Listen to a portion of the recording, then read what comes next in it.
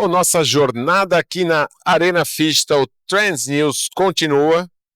Para quem está ao vivo com a gente, sempre a gente poder se conectar com as pessoas é maravilhoso.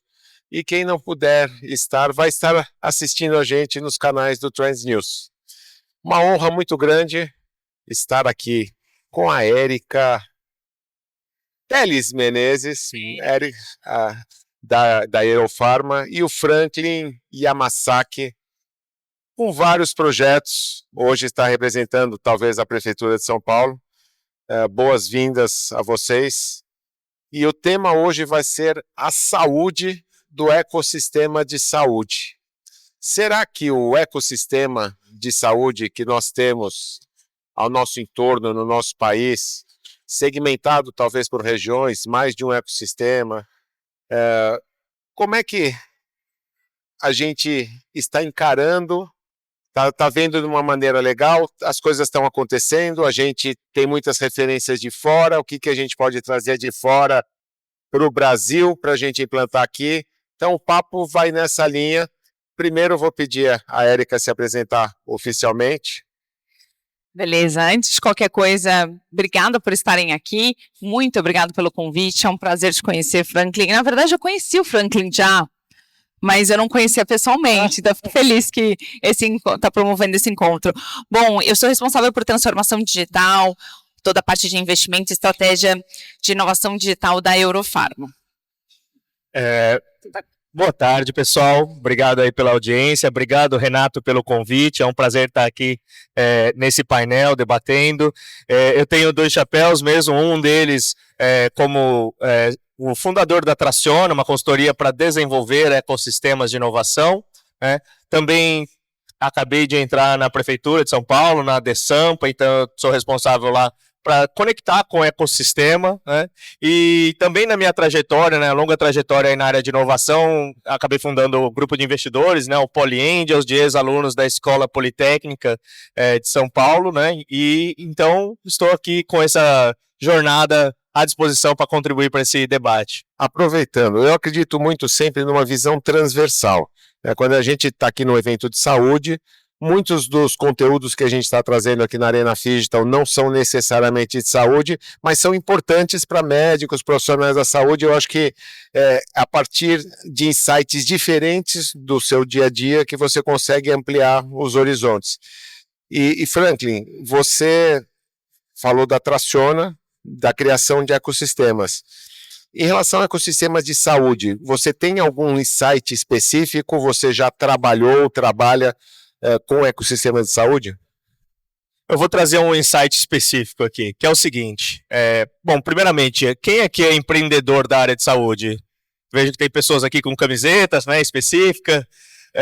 E para quem quer empreender também, ou quem está investindo, eu visualizo que a área de Health Tech está num momento muito positivo. Eu vou trazer aqui algumas informações que não estão no radar das pessoas. Nesse ano, eu organizei a Copa do Mundo de Startup, pela primeira vez no Recife, e uma startup Health Tech foi a vencedora, foi disputar $1 milhão no Vale do Silício. No ano passado, em São Paulo, essa mesma competição, os 3 primeiros foram Health Techs. Em 2023, a vencedora dessa competição global, nos Estados Unidos, foi uma Health Tech. Em 2022, foi uma Health Tech também, a vencedora global. Então, é uma informação que eu estou olhando aqui de fora e eu consigo ver o quanto esse setor é pujante. Além disso, esse ano teve a Beyond Expo na China. Um dos 3 pilares é consumo, o outro é Health Tech. E o terceiro, deixa eu ver se eu lembro, é Climate. Além disso, London Tech Week, há uns 5 anos atrás, eu fui lá na London Tech Week, um dos pilares era Health Tech. Então, assim, acho que para começar, para mostrar a importância e a oportunidade que a gente está imerso, e depois até que eu levantei isso, porque a coisa vai acontecendo e a gente não toma muito ciência. Foi, caramba, esse é um setor para se investir. Aqui no Brasil também. Então, é muito interessante de você trazer os destaques das Health Techs, não em competições de Health Techs, competições em geral de startups de todos os segmentos e health techs se destacando, não é isso? É isso mesmo. A gente trouxe aqui em outros painéis uma reflexão a respeito do futuro da medicina e do futuro da saúde, que a gente está vendo a partir de tecnologias, principalmente da IA, como a saúde está se transformando. Você costuma estar muito em eventos, né? Quando você vai encontrar as startups, nos últimos meses, provavelmente você vai vendo startup de A, startup de A, startup de A, né? Então a gente está vendo tudo se transformando. Eu costumo falar, e eu acho importante reforçar, que IA é uma tecnologia, entre outras, muito poderosa, e ela nunca deve ser atividade fim, e sim uma atividade meio. É utilizar a IA para resolver alguma dor. E, Érica, você está convivendo com muita inovação, transformação digital, que são as minhas paixões, mas na Aerofarma vocês têm um CVC também, correto? Queria que você falasse um pouquinho de como vocês, a Aerofarma, tratam essa questão das startups de saúde, o que chama atenção. Você pode trazer um pouquinho o seu olhar? Com certeza. Bom, a jornada da Aerofarma com inovação começou há uns 7, 8 anos atrás. Então, foi até um pouco antes do boom ali, pandemia, quando você olhava muita tecnologia para a saúde. Por quê? É uma empresa de dono que tem um olhar, sem dúvida alguma, a longo prazo, o que eu acho que é uma mentalidade muito importante para o setor da saúde.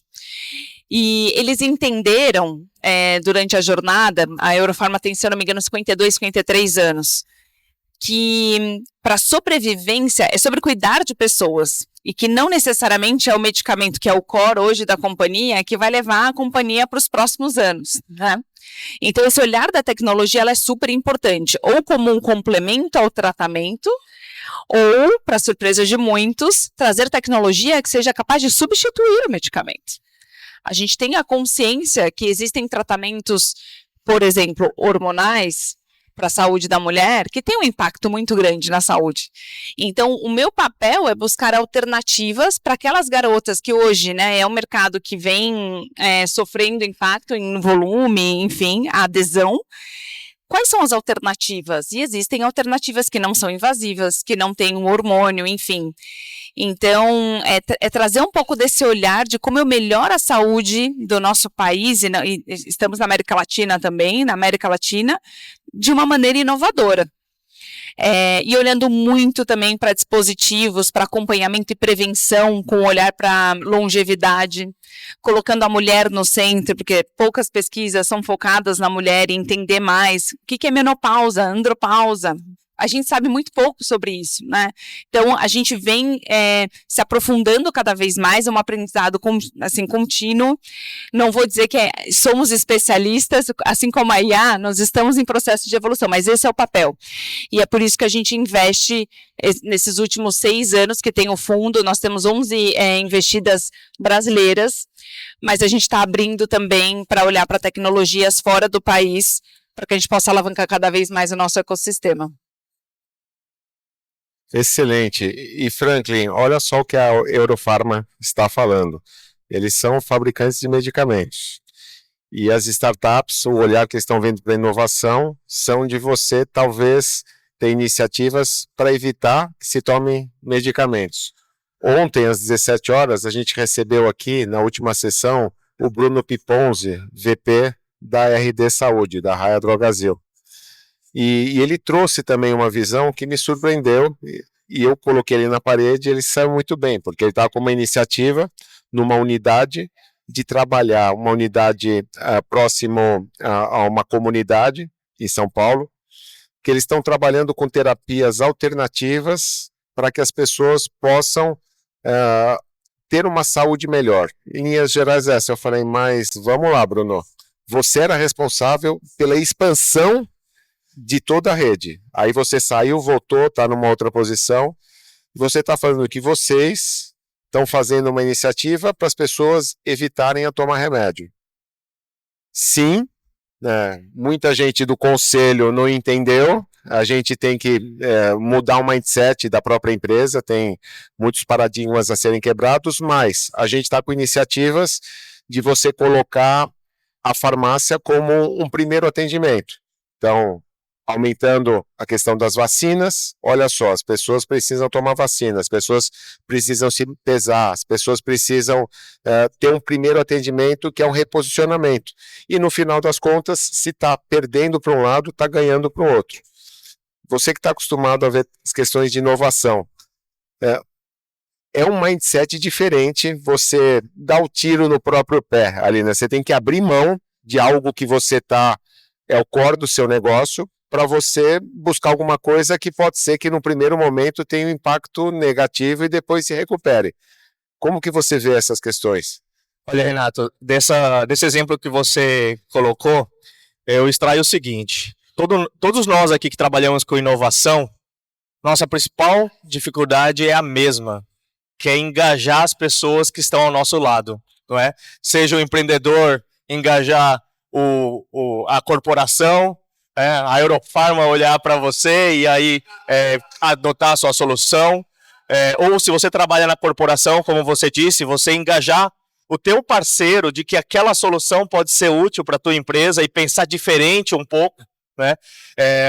O investidor, né, quando eu estava com esse chapéu na Poly Angels, engajar os outros investidores a também apostar na solução, a fazer uma due diligence. Eu agora que estou no setor público, né, eu estou cheio de ideias lá, eu tenho que também convencê-los de que o Ministério Público lá não vai achar que isso daí essa nova solução, esse novo programa é algo que vai trazer prejuízo, mas vai trazer benefício. Então, toda a minha pesquisa ao longo da minha vida foi nesse sentido de como engajar as pessoas ao nosso redor. A gente que está na área de inovação é muito mais difícil do que quem está no mundo tradicional, porque a gente ainda precisa convencer que essa coisa nova faz sentido, né? Então, escrevi um livro sobre esse tema, eu pesquisei com as pessoas o que motivava elas a participar do ecossistema de inovação, porque o engajamento é aquilo que é visível, é aquilo que já está sendo manifestado. Mas antes do engajamento, você precisa entender o que motiva ela, o que está na cabeça de cada um de nós aqui, intrínseco, neural, e que vai levar ao engajamento. Então, para mim, esse é o cerne aí, é o que a sua história traz aqui para a gente refletir. Muito bom. Érica, falando da saúde, do ecossistema de saúde brasileiro, quais os sinais que você vê se o ecossistema brasileiro está indo bem, está indo mal? Dentro desse conceito, a gente sempre pode melhorar. Quais os pontos que você vê que possamos melhorar? Perfeito. Eu, por natureza, sou muito otimista, mas também sou muito realista. Eu acho que o fato do ecossistema ser muito fragmentado faz com que a gente tenha maior desafio. Por quê? Saúde, de novo, é longo prazo, é muito delicado porque é complexo, e se a gente não une os elos da cadeia, acaba que a gente perde força. E não é fácil, porque eu também estou numa cadeira onde eu imagino que alguém que seja talvez do setor público, de hospitais, próprios empreendedores falam, mas eu estou aqui, vem engajar comigo, né? Então existe um pouco dessa complexidade, eu acho que o papel dos hubs setoriais podem ajudar muito, que é como que a gente olhe para uma causa comum e colabora mais. Então, essa colaboração, eu acredito que ela seja muito benéfica e fortalece. E por que isso? Eu já já acompanhei jornadas de vários empreendedores, e tanto por investimento, ou acelerando, fazendo qualquer tipo de projeto junto com a Eurofarma. E eu já vi grandes empreendedores com grandes causas, com dores reais, mas que não conseguiram manter a empresa de pé. E muito por falta dessa colaboração do ecossistema, ao meu ver. Então, não é só investir naquilo que vai trazer um retorno rápido, que em saúde, se alguém souber de soluções com retorno muito rápido, é de se desconfiar, porque pode até rápido dentro do padrão de saúde, né?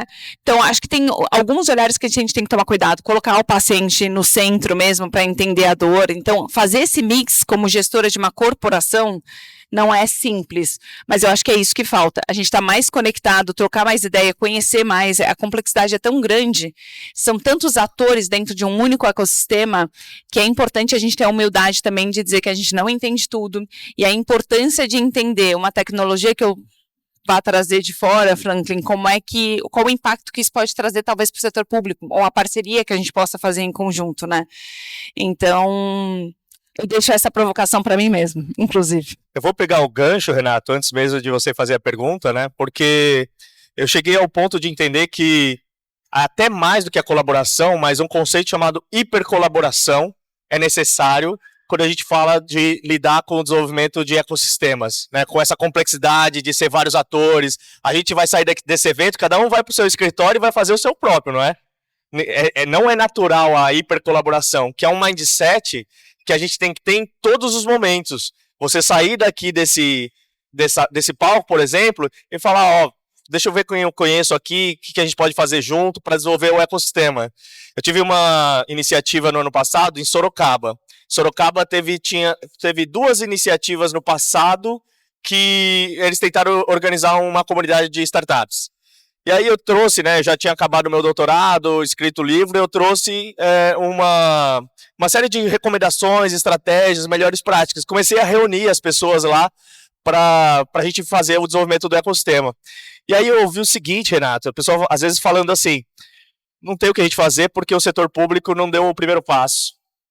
Muitas vezes a gente espera o setor público, né? Apesar de que eu tenho o chapéu também de setor público, eu estava fazendo na minha pessoa física. E aí, além disso, muita gente espera que os protagonistas deem o primeiro passo, como, por exemplo, a gente está aqui, ó, diante do Sebrae. O Sebrae é sempre protagonista, né, nas cidades, mas não precisa, pode ser a pessoa física, pode ser o empreendedor, pode ser o estudante, né, se reunir, começar a discutir, começar a ver potenciais parcerias, né, às vezes parcerias que estão completamente fora da região geográfica. Eu estava no outro painel falando com a Firjan, e a gente estava vendo formas de aprender, ela atuando junto às comunidades. Lá na ADESAMPA a gente tem uma atuação junto a comunidades, e a Firjan, ele tem um olhar no Rio, eu tenho um olhar em São Paulo, mas por que não estabelecer essa colaboração, essa parceria, mesmo que seja improvável, já que cada um está olhando para um mercado diferente, né? Então, a hipercolaboração que prevê isso é um estado de mindset que pode reunir atores de diferentes locais, e não só uma parceria de um para um. A gente está falando aqui, nós todos aqui, se a gente estivesse numa plataforma tecnológica, nós todos poderíamos estar aqui fazendo alguma coisa em conjunto, uma parceria, e gerar conexões e novos negócios. Bom, eu acredito tanto no conceito de ecossistemas que o Trends News tem um ecossistema ali como pilar de sustentação. Então, eu acho que a gente está na era do E, não do O, sempre repito isso. E quando a gente puder somar as competências, a gente estava aqui conversando antes, né, em relação a quão fascinante é a gente estar vivendo nessa era que está tudo numa velocidade tão grande e a gente acompanhando mudanças tão grandes. Que vai acontecer nos próximos 5 anos, com certeza é muito mais do que aconteceu nos últimos 30. Isso é fascinante. E a questão de inteligência artificial, a gente comentando, nem o conhecimento que você tem hoje talvez seja suficiente para daqui 30 dias, porque as coisas estão evoluindo numa velocidade tão grande. Então, fazer com alguém vai ser muito mais fácil. Então, você somar as competências. Eu gostei do conceito que você falou de hiperconexão, é isso? Hipercolaboração. Da onde veio esse conceito? Existem poucas pesquisas ainda, Sim. Mas eu publiquei um artigo sobre esse tema e continuo estudando, né? E, inclusive, uma pessoa leu esse artigo e falou, vamos fazer mais um artigo sobre isso, vamos pesquisar, ver como acontece. Para mim é um conceito completamente emergente, assim como o desenvolvimento de ecossistemas de inovação, completamente emergente, né? Meu doutorado foi nisso porque era um assunto que não existia. Então, o que eu estou chegando nesse ponto é que a gente precisa ter o mindset. Não é assim, por exemplo, vamos fazer uma parceria aqui para eu e você tentar indicar cliente para o outro quando tiver a oportunidade. Isso para mim não é hipercolaboração, isso é colaboração. A gente estabeleceu uma parceria, pode acontecer, pode não acontecer. Mas quando eu percebi que quando você está no ecossistema de inovação, para a coisa acontecer, você tem que ter um outro mindset. Como, por exemplo, cada interação que você fizer num ecossistema, num evento, você pensar assim, como eu posso te ajudar? Mesmo que seja uma coisa pequena, né? E aí eu tô com isso se conecta com aquele conceito do give first, né? Que é você oferecer alguma coisa sem esperar nada em troca, mas certamente quando você está num ecossistema, você vai receber no futuro, né? E o give back, que é quando você já recebeu muito, você é um empreendedor que já recebeu um investimento, já internacionalizou sua startup, e você está olhando um monte de gente começar. E aí você fala, tá um momento de eu, mesmo com a complexidade da minha agenda, né, que como você é um empreendedor de sucesso, sua agenda vai ser muito mais difícil. Parar um pouquinho e dar um pequeno apoio para quem está começando, porque ele vai ralar para chegar onde eu cheguei. Mas se eu oferecer isso, esse conceito, esse conhecimento, ele vai dar um salto que aí o ecossistema todo vai se ajudar. Então, para mim, ele se relaciona com esses conceitos, give first, give back, mas vai além. Excelente. Eu estou há 5 anos, sou um dos líderes do movimento chamado Brasil Digital para Todos, que tem como objetivo colocar nosso país como protagonista da transformação digital mundial. Temos que pensar grande. É um longo caminho, mas a gente tem grandes conquistas, como o nosso governo digital é o segundo mais digitalizado do mundo, por incrível que pareça, só perde para a Coreia do Sul. Então a gente tem muita coisa boa aqui. E um dos pontos que a gente coloca para o movimento crescer existiam já há muitos anos muitos ecossistemas regionais com falta de colaboração. Então, ao invés de criar novos movimentos, a gente criou uma governança e vamos buscar os ecossistemas existentes e conectar num grande ecossistema Brasil. E o movimento tem crescido muito com essa questão da colaboração, que eu acho perfeita. Agora, falando em colaboração, olhar a partir do Brasil de outros ecossistemas. Então, os ecossistemas que vocês fazem parte e que vocês colaboram, que vocês vivem, quais as referências que vocês têm de ecossistemas de fora? Olha, como a nossa atuação é muito Brasil e América Latina, não vou mentir para você que eu acabo tendo uma atuação muito mais forte dentro de Américas aqui. Então, Brasil, América Latina, Estados Unidos. Mas é claro que a gente se provoca a conhecer novos ecossistemas, principalmente por 2 razões. Eu já ouvi uma crítica dizendo, mas por que você está buscando tecnologia fora? Tem tanto bom empreendedor aqui no Brasil. E a gente, de novo, o fundo é focado 100%, pelo menos estava focado 100% em empreendedores brasileiros. Mas, ao mesmo tempo, é uma forma de evolução para a saúde, para a população, eu diria, né, como um todo, trazer até pesquisadores brasileiros que não conseguiram incentivo no nosso país, lá fora, para voltar para o Brasil, né? Então, sim, a gente tem colaboração com alguns hubs, então, tanto Israel, na Europa, a Alemanha é um país muito forte e que a gente tem muito a aprender quando a gente fala de a tecnologia, ela já é reembolsável, inclusive, por vários agentes dentro do sistema, tanto público e privado, né? Então, para uma terapia digital, você já tem o reembolso dessa terapia, eles reconhecem a tecnologia como um aliado no tratamento da saúde. Então, eu bebo muito dessa fonte também para entender o que seria a virada de chave aqui. O nosso ecossistema consegue abarcar esse tipo de benefício e trazer as provocações. Então, olhar de fora é menos porque não valoriza o que está dentro, mas pelo contrário, é como é que eu desafio tanto a mim como investidora, ao ecossistema, aos empreendedores que a gente tem contato, para a gente evoluir, né? Mas tem muita coisa que a gente ensina o ecossistema de fora também. Então, acho que é uma troca muito rica. O governo da China seleciona tecnologias aqui brasileiras, health tech, biotechs, e paga até R$125 mil sem necessidade de equity. Pouca gente sabe disso. Governo da China? Diretamente? É isso? Diretamente. Eu seleciono essas startups já há alguns anos. Estou indo agora para a China para reforçar a parceria, conhecer os atores. Então, as startups brasileiras enviam um pitch gravado online, faz o matchmaking. Em mandarim? Não precisa. E faz o matchmaking na hora com várias instituições e depois de 2 meses o Pix está na conta.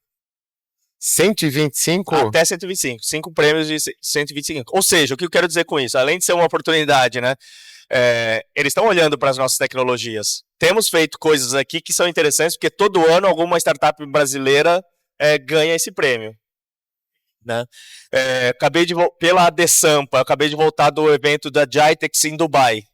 É o maior evento de tecnologia e inovação, eles dizem, do mundo. Né? E em 2027 vai ter em São Paulo. Lá eu vi um outro universo que a gente não está acostumado, vindo para Web Summit, South Summit, SXSW, que são centenas, milhares de players da Ásia. China, Dubai, Índia, Oriente Médio como um todo, que não vem para cá. Tecnologias, Japão também. Né? Então, estar também navegando nesses eventos ou nessas oportunidades pode inspirar, pode gerar novas conexões. Eu conectei com aceleradoras lá que estão sedentas por atrair tecnologias para ir para lá, para Dubai, sem exigir também equity, oferecendo todo uma capacitação, uma facilitação para entrar em outros mercados. E por fim, né, falando ainda de mercados internacionais, desde 2017 eu organizo a Copa do Mundo de Startup no Brasil, e aí é uma competição agnóstica de setor, e o vencedor vai disputar $1 milhão no Vale do Silício, com os vencedores do mundo inteiro. Né? São startups do mundo inteiro. E já tivemos também uma startup brasileira, e digo mais, carioca, que foi lá e ela ia ser indicada para ser a campeã global. Ela só não aceitou por causa que seria uma questão de investimento. Né? Então tem uma negociação como se fosse o Shark Tank, onde você tem que oferecer o equity, nesse caso, em torno do investimento. Ela já tinha outras coisas encaminhadas, então ela acabou não aceitando, mas isso mostra que nós temos tecnologia que podem ser campeões globais. E a gente não precisa estar falando assim, estou muito pequeno para crescer para fora. A gente pode, pelo menos, já estar olhando as oportunidades que tem lá fora para a gente crescer aqui dentro também, como empresa, e se valorizar mais como empreendedor. Franklin, ainda com você, aproveitando essas questões que você está trazendo de conexões internacionais, né? Então, você acha que essa colaboração entre Brasil e outros países, seja em nível de governo, seja em nível corporativo, ela vai caminhando para uma hipercolaboração? Eu espero que sim. Né? Com esses países onde eu já estou fazendo essas parcerias, é um tipo de colaboração. Aliás, estou indo para a China agora e eles estão com cláusulas lá no contrato que eu vou assinar, que é praticamente assim, fica olhando onde que tem colaboração, oportunidade aí, e eu fico olhando aqui onde tem oportunidade para você. Então, é uma hipercolaboração. Mas meu sonho é que seja no Brasil.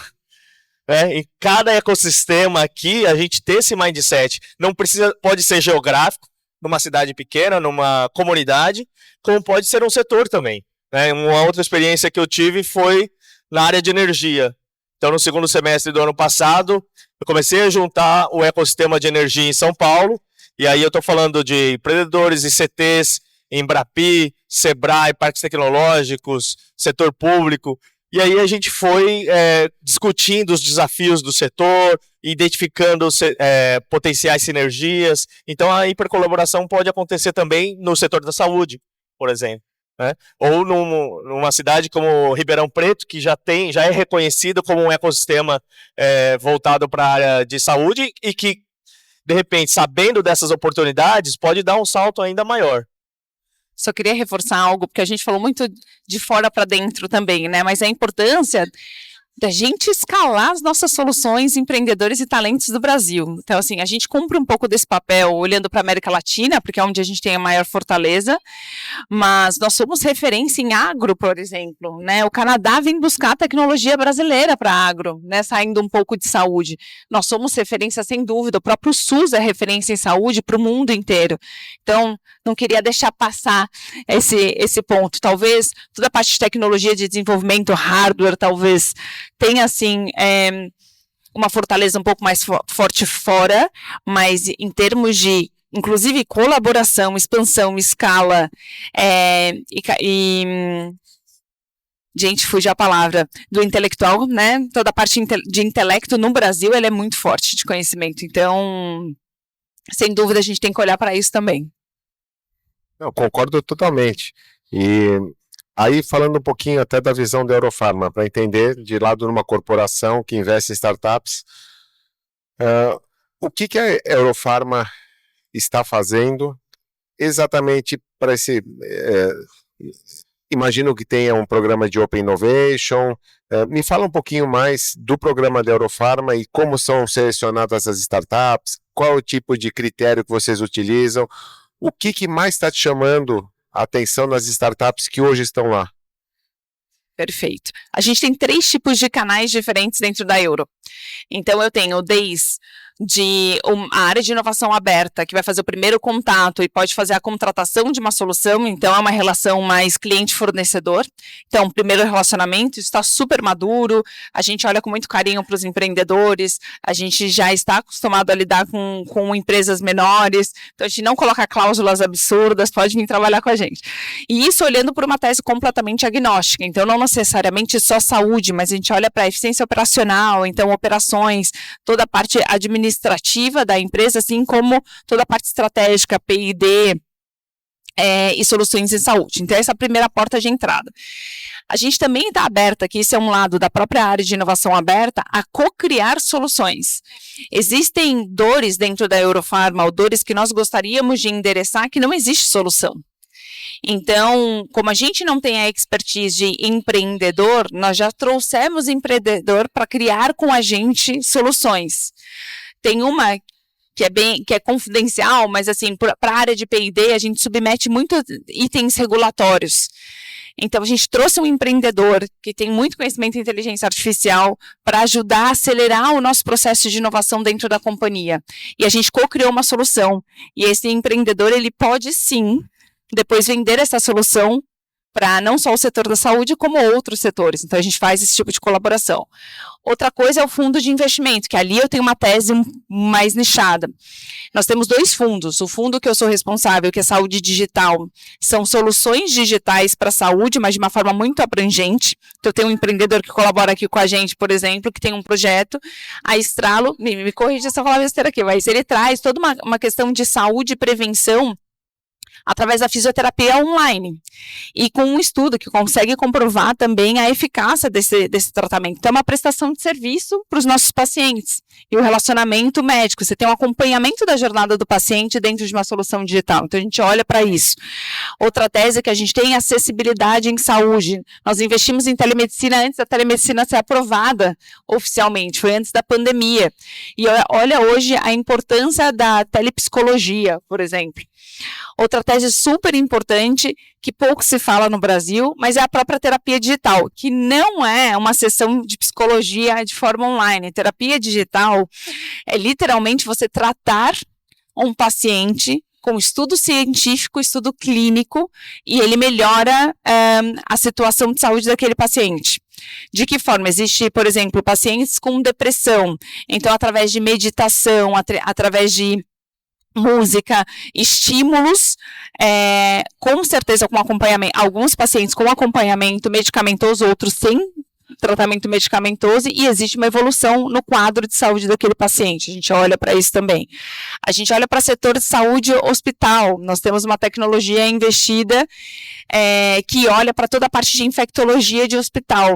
Então, como é que eu, como uma farmacêutica, colaboro com os agentes de saúde, agregando valor, não só para o paciente, mas para o próprio hospital, que muitas vezes traz eficiência operacional, e eu acabo me tornando um player mais estratégico para ele. Então, uma tese bastante abrangente. E aí, só para terminar, não me estender muito, a gente ainda tem a área de novos negócios digitais, que é onde entra o licenciamento de novas tecnologias. Então, é trazer tecnologia de fora para a gente trazer acessibilidade e cuidar da saúde de uma forma cada vez mais inovadora. Excelente, parabéns pelo trabalho. Inclusive, quero falar com você depois, tem uma oportunidade. Já. É essa questão das conexões importantes. Eu estou exatamente com uma demanda de um cliente para isso daí. Em vez de reinventar a roda, vamos conectar aqui, né?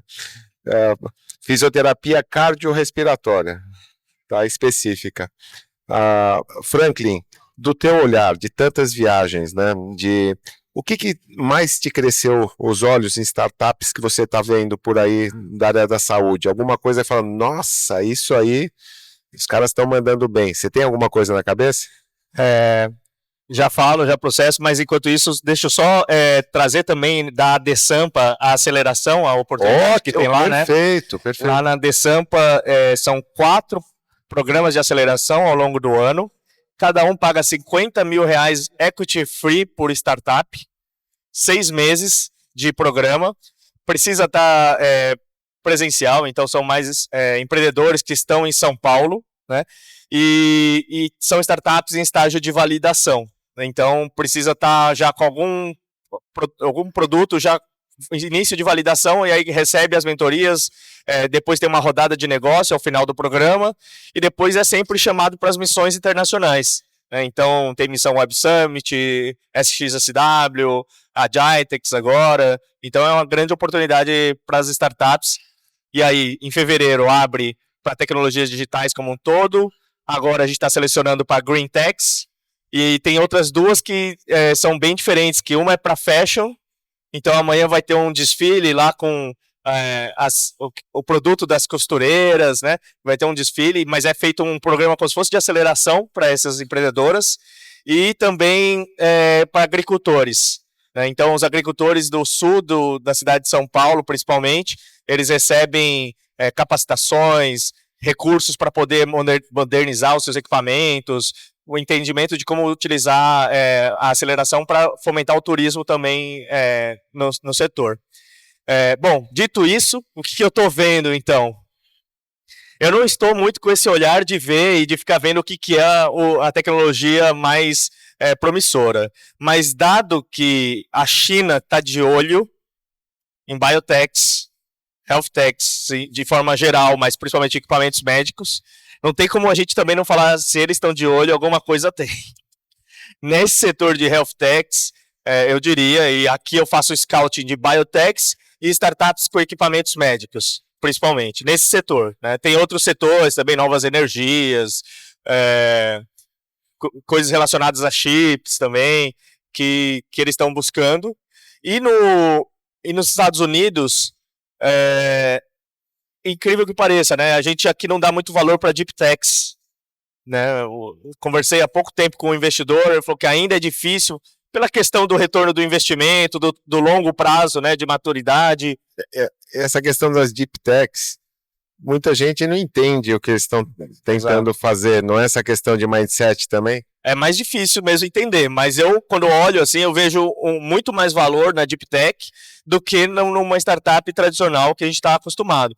Mas lá na Copa do Mundo de Startup, eles premiam as deep techs. Então, sempre deep techs ganhando. Então, provavelmente, uma deep tech aqui no Brasil, em algum primeiro momento, tem que olhar para fora para depois conseguir recursos e poder também escalar aqui no Brasil. Então, eu diria que as deep techs, de forma geral, principalmente na área de saúde, são bastante interessantes. Boa. A gente está chegando aqui para a reta final. Papo ótimo. Obrigado. Você falou, Érica, que a Eurofarma olha para a América Latina inteira, né?